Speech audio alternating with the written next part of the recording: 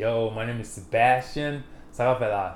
So if you want to have more money, one obvious option would be to make more money, either by getting a raise at your job or finding a different job with higher pay or having a side business or a side job to make more income.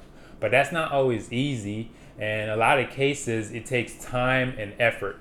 But there's an easier and way faster way to have more money, and that's cutting back on your expenses. Most people don't realize that if they started to look at their expenses and started spending less money on things that they don't need, they could be saving a significant amount. When we hear about cutting back on expenses, we usually think about cutting back on going to Starbucks, canceling Netflix, canceling Spotify, cutting back on going to bars or restaurants and cooking at home. Now, these are all great depending on what you're okay living without, but we forget to look at or forget to think about the biggest expenses that we all have, and that's usually rent or mortgage, transportation, food, and taxes. If you could reduce or eliminate any of those costs, you can make a significant change to your savings rate. Now, typically rent or mortgage is the highest, and for a lot of people, it represents a third of their expenses. It's definitely my biggest expense, and I really want it to go away. And that's where house hacking comes in. House hacking is the process of buying a small multifamily property, so a duplex, a triplex, or a fourplex, and living in one of the units while renting out the other ones.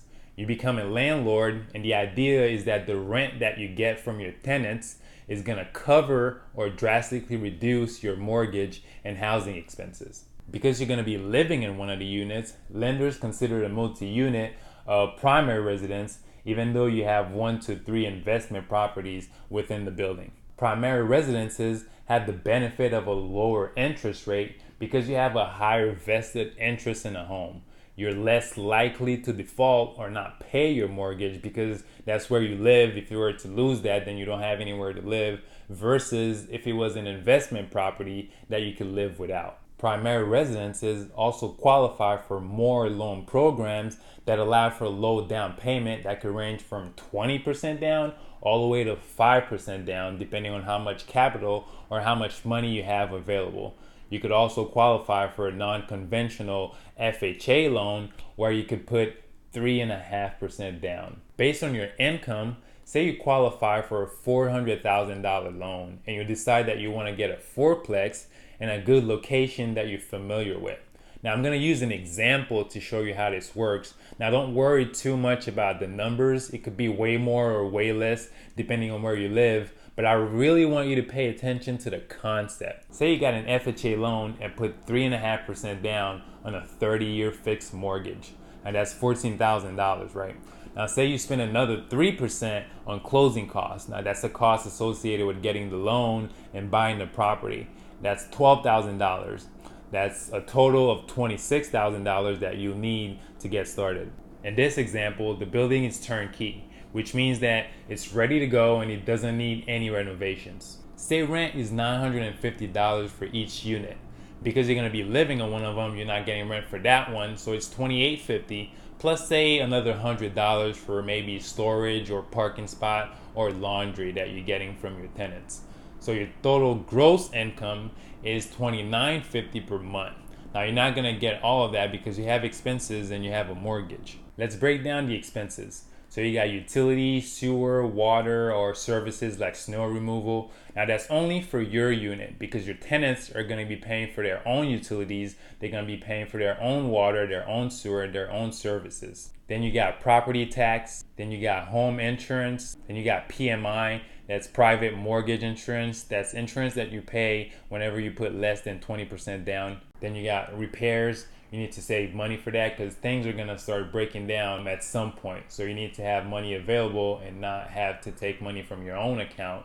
You need to start saving money from the rent so you could cover those expenses. Then you have CapEx. That's capital expenditure. So that's money that you're saving for big ticket items. So if the roof start leaking all over the place all of a sudden, or one of the furnaces goes out, or you have plumbing issues, so all these things that cost a lot of money, all these big ticket items, you need to start saving money for those too. I mean, roofs and furnaces and plumbing and things like that, they're not gonna last forever. So at some point, you're gonna need to start fixing them or replacing them. And if you don't have the money available to do that, then you're gonna have to start taking money from your savings, and you don't want to do that. And then you have vacancy. So not all the units are gonna be occupied all the time. So when one of the tenants leave, then it could take you a month or two before you find another one. So during that time, you'll be losing money. You'll be not getting rent, and you still have your bills that you gotta pay.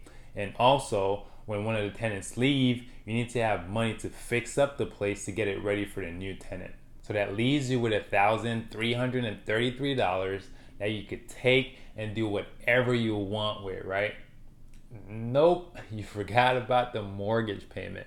I wish.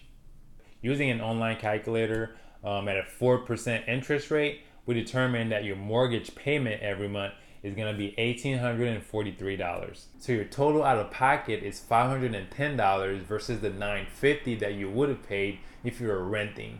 So you save $440 that you could add to whatever you were savings before, and you could start building the next down payment for the next property at a faster rate. See, I think that's a decent chunk that you get to remove from your expenses. And I didn't even talk about the equity that you build every time you make a mortgage payment, or the tax advantages that you get from owning a home. So unlike renting, you don't keep paying money and not get anything back. So every time you make a payment, you get a piece of that property, and that piece increases every year. But wait, there's more. It gets even better because when you're ready to buy your second multi-unit, maybe in 1, 2, or 3 years later, then that unit that you were living in, you're gonna be putting a tenant in there that's gonna be paying you $950, right? That's gonna cover the $510 that you were paying, and then you'll be profiting, or you'll be cash flowing $440, which makes saving for your third multi-unit even faster. If you do your research and could get advice and guidance from people that are already doing it, house hacking could be a great way to save money and cut down on your housing expenses. Now, most people are already spending money to live somewhere, so why not do it in a way that's beneficial to you and you could minimize your liabilities? Plus, you're building up equity with other people's money. That's what I'm planning on doing next year. And it's a popular first step for everybody that's interested in investing in real estate. Now, I fully understand that it's not for everybody. So not everyone wants to be a landlord or deal with the tenants issues, or not everyone wants to live so close to other people. So some people just want to buy a single family home, and that's okay too. But consider how putting in the work now and making sacrifices will pay off in the long run. You could put off buying that single family home in the suburbs and build something sustainable and long lasting. I mean, I really believe house hacking or buying a multi-unit is such a great way to invest your money. I mean, whether you like real estate or not, in my opinion. So there you have it. That's all I got for today. If you enjoyed this video, like, share, comment, or tag a friend. Thank you guys so much for watching, and I'll see you next week. Peace.